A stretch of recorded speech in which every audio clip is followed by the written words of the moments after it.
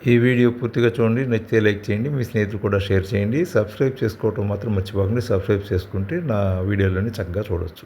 మనకి అవరోధం కలిగినప్పుడు దాన్ని ఎట్లా అధిగమించాలో ఈ కథ ద్వారా తెలుసుకుందాం. ఒకసారి నారద మహర్షి తీర్థయాత్రలో భాగంగా వింధ్యపర్వత ప్రాంతానికి వెళ్ళారు.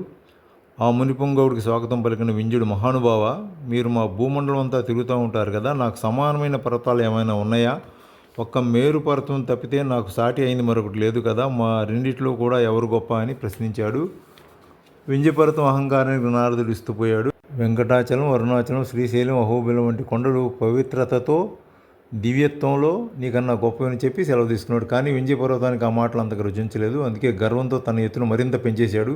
ఫలితంగా ప్రపంచంలో అసహజత్వం పెరిగింది. లోకాలు గతులు తప్పాయి. దేవతలందరూ బ్రహ్మదేవుడి సలహా మేరకు అగస్త్య మహర్షిని ప్రార్థించారు. ఆయన అభయం ఇచ్చాడు. కొన్నాళ్లకు అగస్త్య మహర్షి భార్య లోపాముద్రతో కలిసి యాత్రకు బయలుదేరి మార్గమధ్యంలో వింధ్యపర్వతం దగ్గర ఆగారు. దూరం నుంచే ఆ పుణ్య దంపతులను చూసి వింధ్యుడు సహజమైన తన ఎత్తుకన్నా ఇంకా చిన్నగా మారి స్వాగతం పలికాడు. మహాత్మా, మీకు నేను ఏ విధంగా సేవ చేయగలనో సెలవేయండి అని అడిగాడు. అప్పుడు అగస్త్యుడు, నాయనా వింధ్య, నేను దక్షిణయాత్రలకు బయలుదేరాను. నేను నా భార్య లోపముద్ర ఇన్ని ఎత్తైన శిఖరాలకు ఎక్కి దిగలేము. కాబట్టి మేము వచ్చే వరకు ఇలాగే తగ్గి ఉండు. మధ్యలో ఎత్తు పెరిగావు, నా శాపానికి గురి కావాల్సి వస్తుందని హెచ్చరించాడు. ఆ భయంతో, మహానుభావ, మీ ఆజ్ఞను శిరసావహిస్తానని వినయంగా అంగీకరించి వారికి వీడ్కోలు పలికాడు.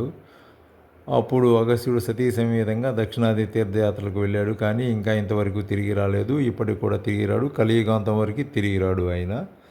దాంతో పాపం వింధ్యుడు అలాగే చతికిలబడి ఉన్నాడు. ఎత్తు పెంచుకున్న శిరస్సులే కాక ఇదివరకు సహజంగా ఉన్న ఎత్తు కూడా తగ్గిపోయి అలుపుడై ఉండాల్సి వచ్చింది. వింధ్యాచలుడు చక్కగా పరమేశ్వరుని గురించి తపస్సు చేసి వారి అనుగ్రహానికి పాత్రుడయ్యాడు. చక్కగా వారు తన మీద జ్యోతిర్లింగం ఉండేటట్లుగా వరం తీసుకుని శివుని ఆజ్ఞతో చక్కగా అక్కడ ఉండిపోయారు. శివాజ్ఞతో జ్యోతిర్లింగం అక్కడ వెలిసింది.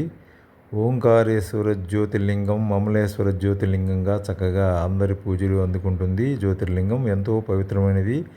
నర్మదా నది ఒడ్డున ఉంటుంది. నర్మదా నదిలో స్నానం చేయకపోయినా చూస్తేనే పుణ్యం అని చెప్పింది శాస్త్రం. స్నానం చేస్తే ఇంకెంత పుణ్యమో చూడండి.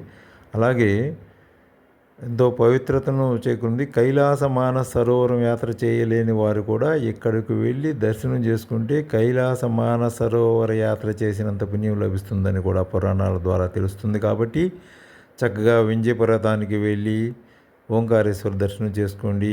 అలాగే నర్మదా నది స్నానం చేసి తరించండి. శుభం.